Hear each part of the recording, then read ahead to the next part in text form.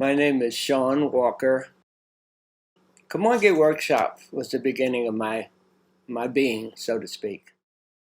We met every Sunday for hours. We might meet for 3 or 4 hours. And then after that, we would break and then go to lunch or dinner, more than likely, and go into a restaurant and talk for another couple of hours before we finally got home. I think that I went to each photographer's house to watch him print, to learn how to print, because I brought a group of prints to the workshop. Everybody was really kind and nice. They said, "Oh, these are really great. We like what you're doing." And the second time I brought them, they said, "God, we're so glad that you're improving, because the first set of prints were terrible." I considered being a member of Kamoinge was like going to the Sorbonne in Paris. It was like all you wanted to know, that if somebody read a film critic about a film that was out, that we would talk about it, and either we would go to see it as a group or individuals, probably more than likely, but have a meeting and talk about what we thought about the group. I got involved with what I call film noir. Now, for me, interesting enough, when I was young, I thought film noir meant a style of shooting. I didn't know it was a genre of writing. So there were a lot of shadows. There was a lot of unspoken things that were played out in shadows and drama and backs of people and things like that. So these are the things that I was exposed to. The same way that we did with painters. Quite naturally, Van Gogh, most definitely. And most of the Dutch painters, Van Gogh, Van Eyck, Rembrandt was the guy. I think we all were affected by Rembrandt. We talked a lot about Rembrandt.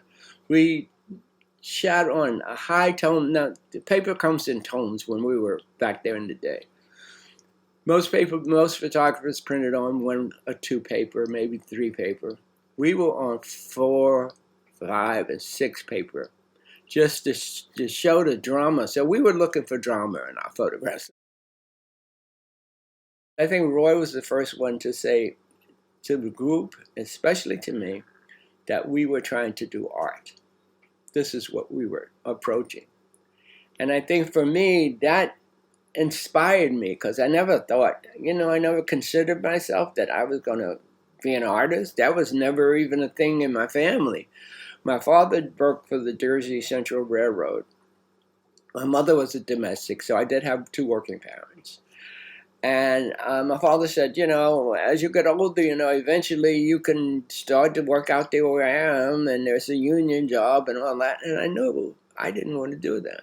I went out to his job, and for some reason, it wasn't that I was lazy, but I knew I didn't want to work that hard. And I knew that didn't have any fulfilling finish for me in my career. So I just kind of hung through. And when Roy said that to me, and I understood that this was more than just taking pictures, and it was more than just learning the technical part of photography. A lot of photographers get involved with that. I was involved with what the camera could do to an image or a scene. My friend Alan Siegel, he said one time that he tried to get me into editing film, and I couldn't do it. I couldn't handle the concept of editing film. I knew how to edit photographs, but film was too much. It was too many images to try it. I had no sense of that.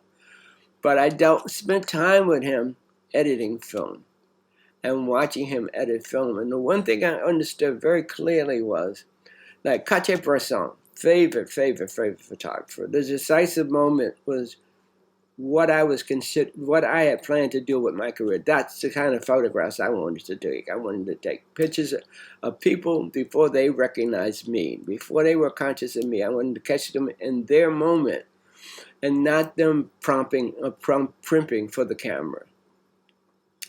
But I understand that he was known to say that, hey, I take one shot, got the shot, and I go on about my business. Well, filmmaking showed me that if you take more than one shot, if you have the opportunity to photograph this thing once, then I say to myself, then why not photograph it 10 times if you can?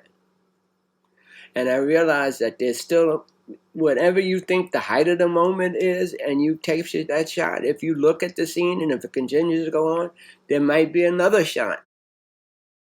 I had a studio on 6th Avenue and 38th Street.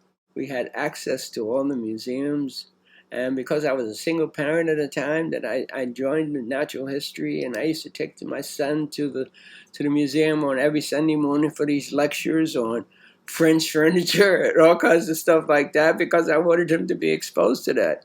And these little old ladies would say, "Well, does he understand?" I said, "No, but he might. He might, and at least I wanted to expose it to him."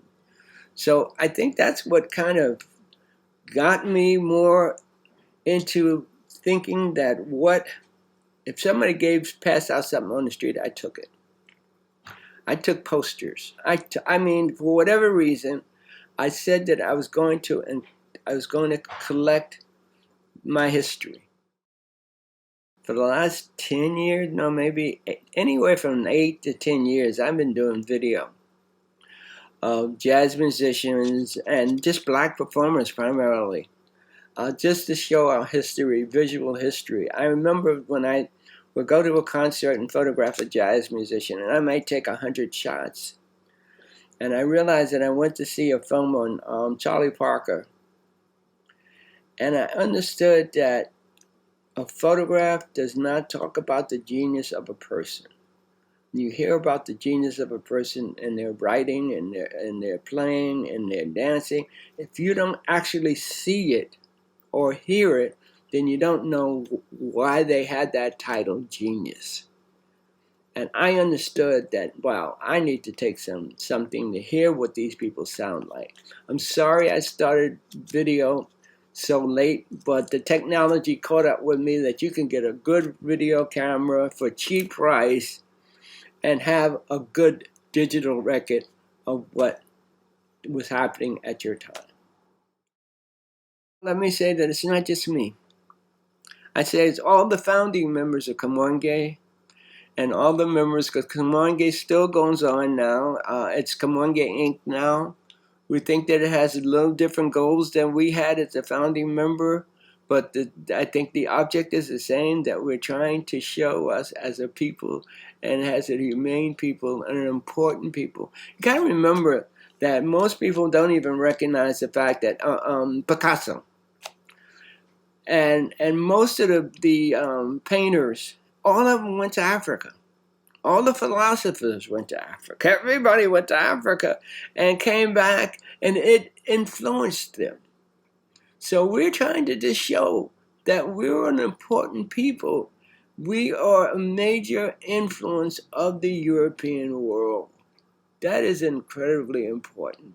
And I think that this collection of the work that I've done, I mean, like I said, from handbills to show tickets, to anything that says something about who we were and what we were into, I kept.